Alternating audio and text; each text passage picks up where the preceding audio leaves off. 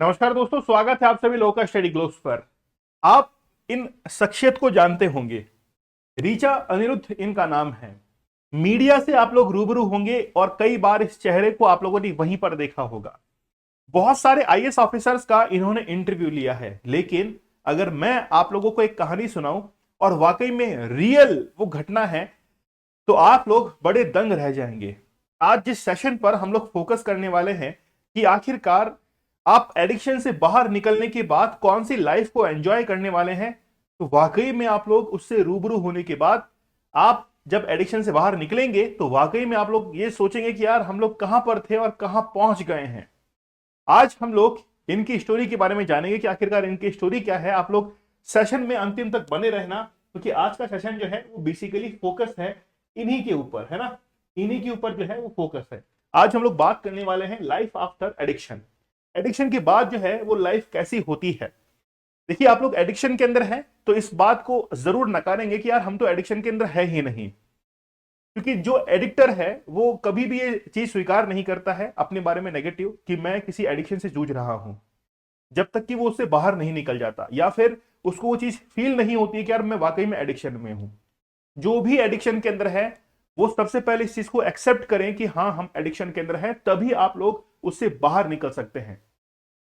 तो बेसिकली बाहर निकलने के बाद जिंदगी जो है वो कितनी खुशनुमा होती है उसके बारे में हम लोग डिस्कस करेंगे।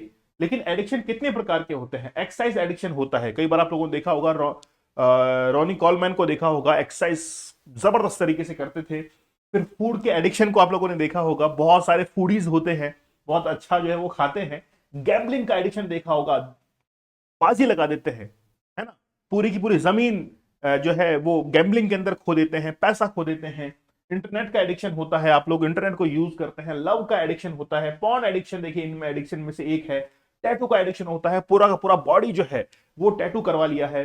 वीडियो गेम का एडिक्शन होता है, वर्क का भी एडिक्शन होता है। ये वाकई में ये भी मेरे अंदर है ना। वर्क का एडिक्शन कई बार तो ये होता है कि बता नहीं सकता मैं आप लोगों को, इतना जबरदस्त जो है वो वर्क का एडिक्शन होता है कि मैं टारगेट डिसाइड करता हूं कि मुझे खत्म करना है काम तो खत्म करना ही है ना।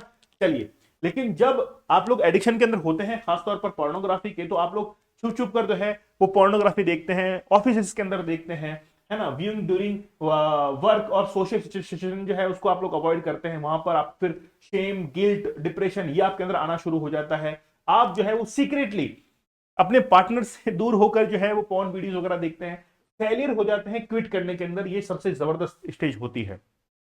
तो ऐसे बहुत सारे सिम्टम्स होते हैं जो कि आपके सोशल, आपकी इकोनॉमिकल, आपकी प्रोफेशनल लाइफ जो है इसको हमेशा हिट करते हैं। और खास तौर पर ये लाइन बड़ी जबरदस्त है कि you have tried to quit watching porn but have not be successful.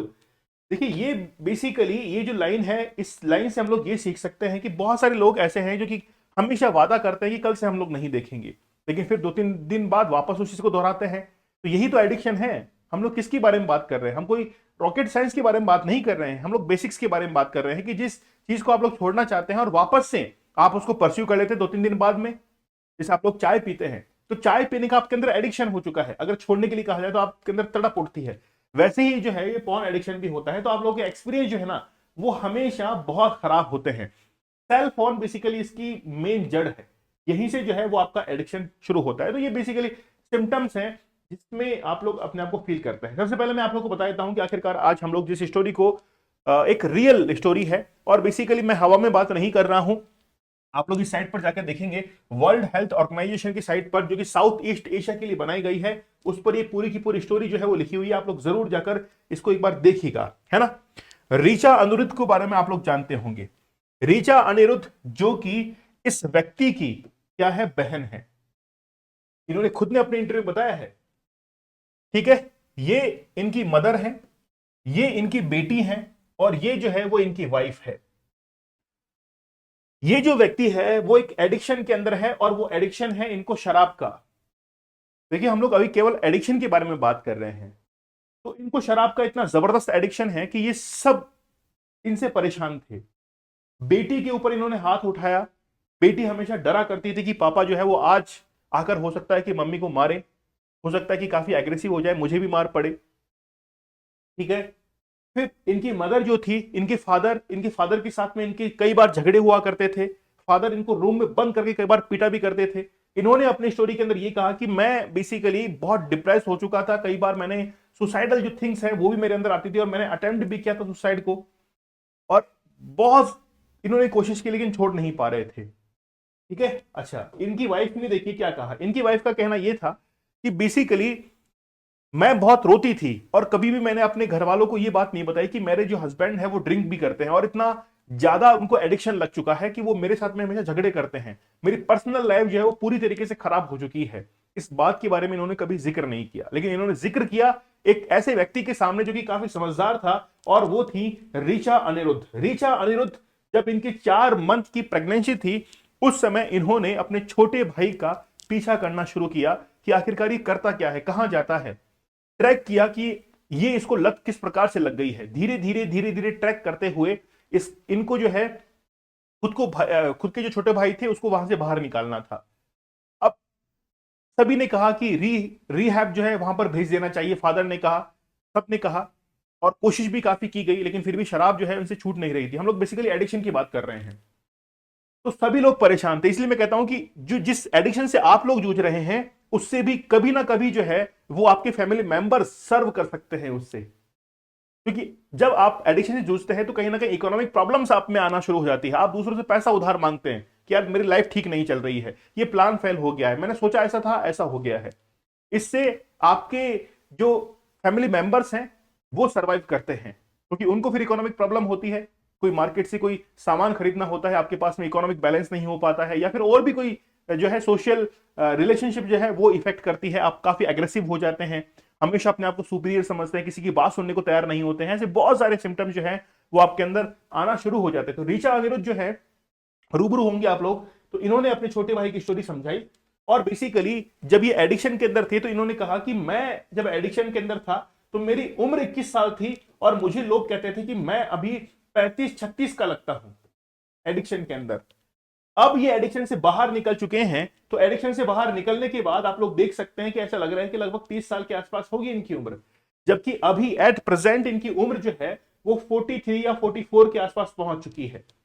तो पहला ही यहां से ये सिंबल, ये मैं आप लोग को बता देता हूं इंफॉर्मेशन, कि जब आप लोग एडिक्शन से बाहर निकलेंगे तो वाकई में आप अपने आप के अंदर बहुत तरोताजा जो है वो फील करेंगे। आप ये फील करेंगे कि बहुत ज्यादा एनर्जी आपके अंदर है और आपका फोकस, आपका कंसंट्रेशन जो है वो आपके गोल पर रहेगा। क्लियर थिंकिंग आप लोग की बन जाएगी कि मुझे क्या करना है और क्या नहीं करना। जब भी हम लोग किसी एग्जाम की तैयारी करते हैं तो सबसे पहला पॉइंट ये होता है कि हमको छोड़ना क्या है आखिरकार और क्या पढ़ना है। यहीं से शुरुआत होती है तैयारी की, और आप लोग फेल भी इसलिए करते हैं कि ये चीज डिसाइड नहीं कर पाते कि मुझे जो है वो आखिरकार क्या पढ़ना है और क्या छोड़ना है। इसको हम लोग कहते हैं क्लियर थिंकिंग। वो आपके अंदर इसलिए डेवलप नहीं हो पाती, तो कहीं ना कहीं आपका माइंड जो है वो डिस्ट्रैक्ट है। आपके दिमाग के सबकॉन्शियस माइंड के अंदर कहीं ना कुछ स्टोर है जिसको बाहर निकालना जरूरी है। तो जब आप लोग एडिक्शन से बाहर निकलते हैं तो आपकी जिंदगी जो है वो बहुत खुशनुमा बनती है, आपके डिसीजंस मोर एक्यूरेट हो जाते हैं, आपका फोकस बढ़ जाता है, सोशल रिलेशंस आपके बड़े जबरदस्त होते हैं, आपके कम्युनिकेशन स्किल जो है वो इंप्रूव होती है, विल पावर इतनी जबरदस्त होती है कि आप किसी काम को ठान लेते हैं कि मुझे ये काम करना है और फिर उसको करके ही छोड़ते हैं। ठीक है, तो ये मैं आप लोगों से कहना चाहूंगा कि आप लोग जो है वो 75 डेज के हार्ड चैलेंज को जरूर ज्वाइन कीजिए। ये सारी खुशियां और ये तमाम जो प्लानिंग्स वगैरह हैं ये बहुत अच्छी आपकी होने वाली हैं अगर आप लोग इस पॉर्न एडिक्शन से बाहर निकलते हैं। हम लोग कोशिश कर रहे हैं, आप लोग सोच के देखिए कोई आपके लिए कोशिश तो कर रहा है, कहीं तो बेहतर होगा, कुछ तो इंक्रीज होगा। अगर हम लोगों ने बिल्कुल छोड़ दिया है पॉर्न वीडियोस को देखना तो कुछ तो जीवन के अंदर बेहतर होगा। इस चीज का आप लोग जो है जरूर एस्टिमेट लगाइएगा। ठीक है, आप लोग चैलेंज ज्वाइन कीजिए कि अगर 75 डेज तक आप लोगों ने इस चैलेंज को फॉलो किया तो बहुत कुछ बदलने वाला है। कूपन कोड यूज कीजिएगा, चैलेंज जैसे डिस्काउंट प्राइस में ये मिलेगा आप लोगों को, और 75 टेक्निक्स आप लोग को बताई जाएंगी विद 75 रियल स्टोरीज के साथ में। आप लोग जरूर इसको ज्वाइन कीजिए, बहुत कुछ जो है आपको मिलने वाला है। दीपक इंदौर ऑफिशियल आप लोग को टेलीग्राम चैनल जो है वो जरूर ज्वाइन करना है, यहां पर पीडीएफ और अदर डिटेल्स आप लोग को मिलेंगी। ठीक है, तो क्या आप लोग 75 डेज का चैलेंज एक्सेप्ट करते हैं? मुझे बताइए कमेंट सेक्शन में। मिलते हैं आप लोगों से अगले सेशन में, तब तक के लिए धन्यवाद, थैंक यू, जय हिंद।